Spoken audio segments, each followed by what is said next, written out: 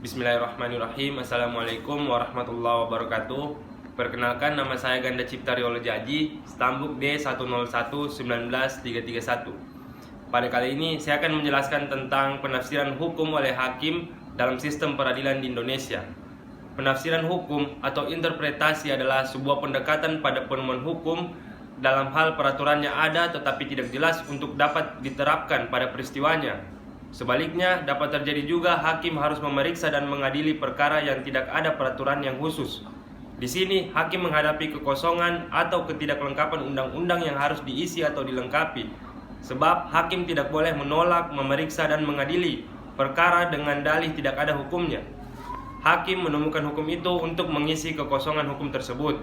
Sementara itu, pendapat Utrecht mengenai penafsiran undang-undang hukum yaitu yang pertama, penafsiran menurut arti kata atau istilah, yaitu hakim wajib mencari arti kata dalam undang-undang dengan cara membuka kamus bahasa atau meminta keterangan ahli bahasa.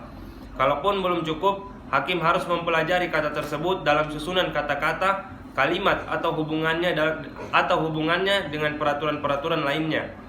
Cara penafsiran ini menurut Utrecht yang pertama ditempuh atau usaha permulaan untuk menafsirkan.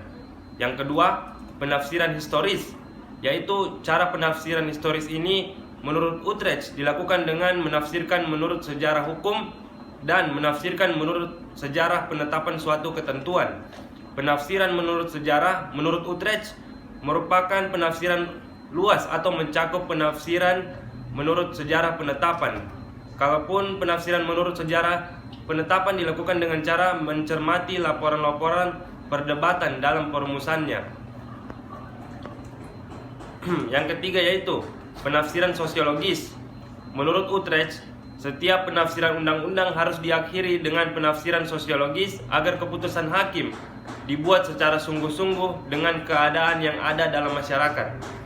Utrecht mengatakan bahwa hukum merupakan gejala sosial, maka setiap peraturan memiliki tugas sosial, yaitu kepastian hukum dalam masyarakat. Tujuan sosial suatu peraturan tidak senantiasa dapat dipahami dari kata-kata yang dirumuskan. Oleh karena itu, hakim harus mencarinya. Penafsiran sosiologis merupakan jaminan kesungguhan hakim dalam membuat keputusan, oleh karena keputusannya dapat mewujudkan hukum dalam suasana yang senyatanya dalam masyarakat. Yang keempat, penafsiran otentik atau resmi. Penafsiran otentik ini dengan tafsir yang dinyatakan oleh pembuat undang-undang dalam undang-undang itu sendiri. Contohnya, arti kata yang dimaksud dalam pasal atau dalam penjelasannya. Jikalau ingin mengetahui apa yang dimaksud dalam suatu pasal, maka langkah pertama adalah lihat penjelasan itu. Oleh sebab itu, penjelasan undang-undang selalu diterbitkan tersendiri, yaitu dalam tambahan lembaran negara, sedangkan naskah undang-undang diterbitkan dalam lembaran negara. Sekian, billahi taufiq wal hidayah. Wassalamualaikum warahmatullahi wabarakatuh.